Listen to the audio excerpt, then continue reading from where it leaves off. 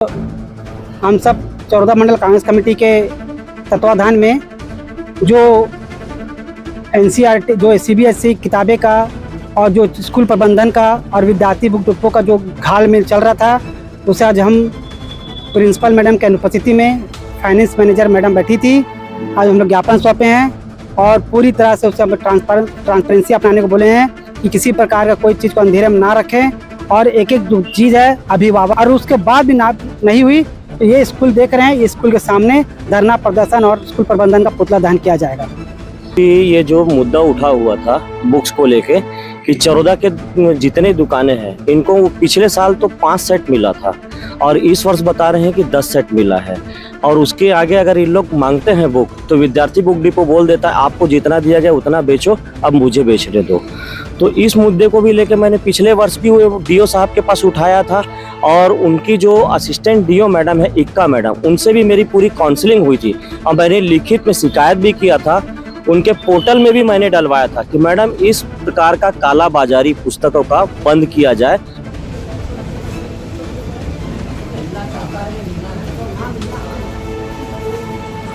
इसका जो किताबें हैं जो कि पर्टिकुलर विद्यार्थी बुक डिपो में बिक रही है, उसे हटाकर खुले जितने भी चौरदा में पुस्तकालय हैं उसे खुले तौर पर बेचा जाए ताकि अभिभावक को किसी प्रकार की किताब को भी खरीदने में असुविधा का सामना ना करना पड़े।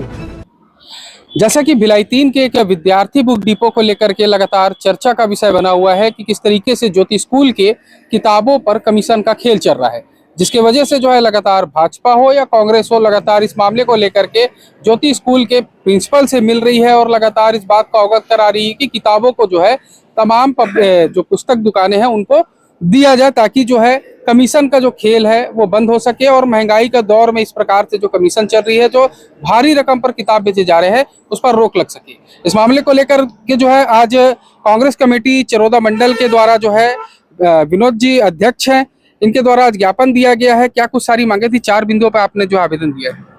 आज हम सब चरौदा मंडल कांग्रेस कमेटी के तत्वाधान में जो एनसीईआरटी जो सीबीएसई किताबें का और जो स्कूल प्रबंधन का और विद्यार्थी बुक डिपो का जो घालमेल चल रहा था, उसे आज हम प्रिंसिपल मैडम के अनुपस्थिति में फाइनेंस मैनेजर मैडम बैठी थी।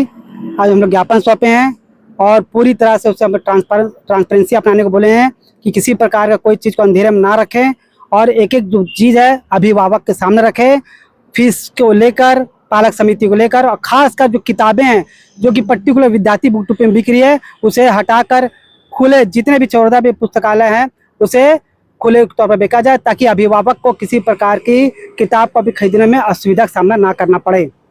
चर्चा के दौरान मैडम से बातचीत हुई थी कि शायद विद्यार्थी बुक डिपो से किसी प्रकार का अनुबंध हो, लेकिन उन्होंने इस मामले को लेकर के साफ कर दिया कि नहीं, अनुबंध किसी प्रकार का नहीं। इसमें मुझे कुछ तो दाल में काला नजर आ रहा है, कहीं ना कहीं स्कूल प्रबंधन की गलती जरूर है जो हमसे कुछ छुपाने की कोशिश करी, उसी को आज उजागर करने के लिए हम लोग आज कांग्रेस के प्रतिनिधि मंडल के रूप में चरौदा मंडल के नेतृत्व में हम सब गए थे।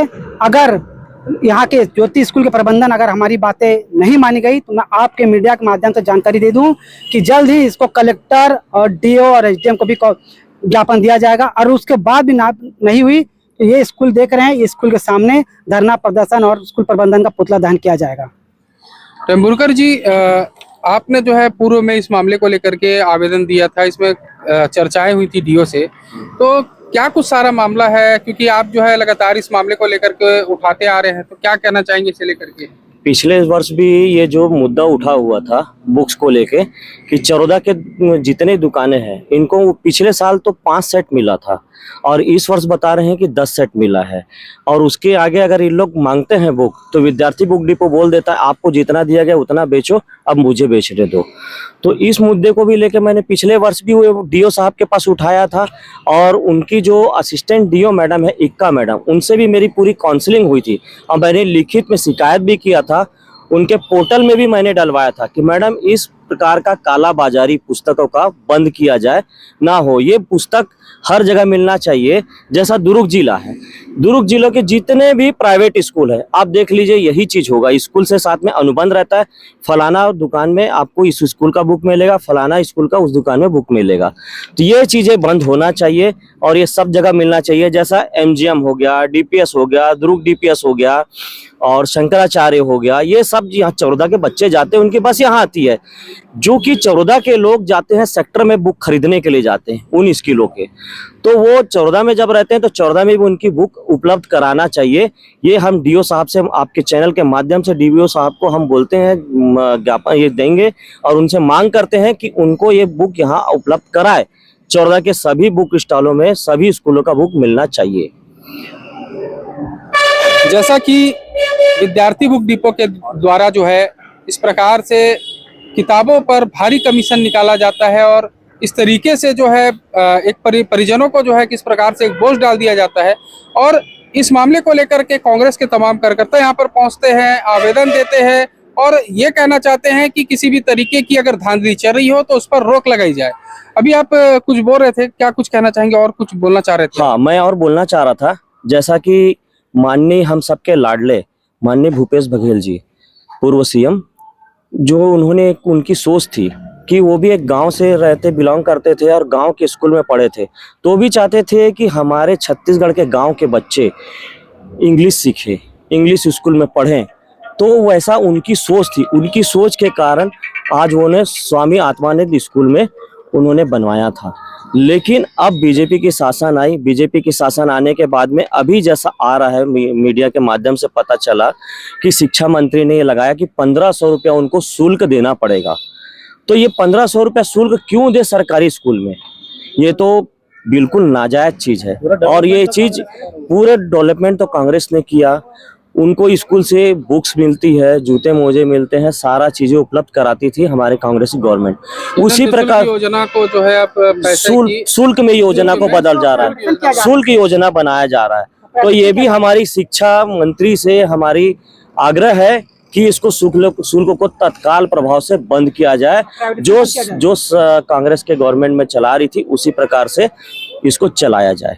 आत्मानंद का प्राइवेटाइजेशन होने, आत्मानंद स्कूल को प्राइवेटाइजेशन होने से बचाया जाए। पूरी तरह जो भूपेश भैया की दूरगामी सोच थी कि सबको शिक्षा निचले स्तर से ऊपरी स्तर जितने भी हैं उसे पूरी तरह से लागू की रखा जाए और जितने भी बच्चे हैं, गरीब तबके, अमीर तबके, जितने भी मध्यम वर्गीय, निम्न मध्यम, उसको पूरी स्वामी आत्मानंद स्कूल में पढ़ने की छूट दिया जाए। कम से कम बजट में ऊपर शिक्षा ग्रहण सके। ये माननीय पूर्व मंत्री और कांग्रेस सरकार भूपेश बघेल की दूरगामी सोच थी।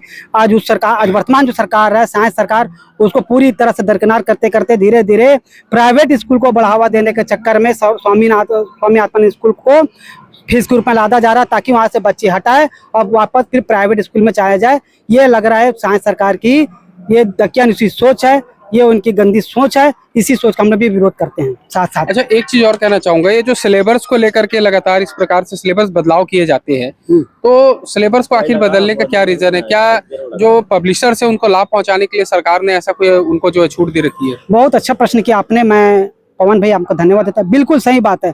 कुछ पब्लिशर को अपना मोनोपोली, अपने पैसा कमाना, धन कमाने के चक्कर में बार बार सिलेबस को चेंज करते हैं और इसकी पूरी भार बोझ अभिभावक और बच्चे को आ जाते हैं, क्योंकि पूरा सिलेबस चेंज करना पड़ता है। पहले ऐसा होता था कि जिस किताब को मैंने पढ़ा उस किताब को आप पढ़ते थे, उस किताब एक जनरेशन पढ़ता था। अभी ऐसा होता है कि जिस किताब में मैं पढ़ा इस साल, हो सकता है वो चेंज हो जाता है, 6 महीने बाद चेंज हो जाता है कि आप ये पुस्तक को बंद करो, ये पुस्तक चालू करो। इससे बच्चे के मानसिक तौर पर परेशानी हो जाती है, अभिभावकों को भी मानसिक और आर्थिक तौर पर परेशानी हो जाती है कि आखिर बच्चे पढ़े तो पढ़े, कौन सा सिलेबस करे। ऐसा करते करते में छात्र बीत जाता, परीक्षा आ जाती है और कभी कभी इसका परिणाम ही निगेटिव आ जाता है।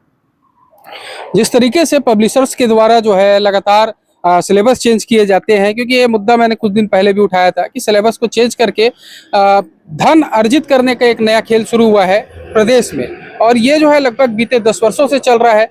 क्योंकि जिस तरीके से हम जब पढ़ाई करते थे तो जैसे हम 10वीं में पढ़ते थे और 11वीं की क्लास में अगर जाते थे तो हमारी एक रहती थी योजना कि भैया आपकी बुक हमको दे दीजिएगा कम रेट में। लेकिन अब जो है हम दूसरे 11वीं क्लास के बच्चे की बुक को अब नहीं खरीद पाएंगे, क्योंकि सिलेबस ही चेंज हो जाते हैं।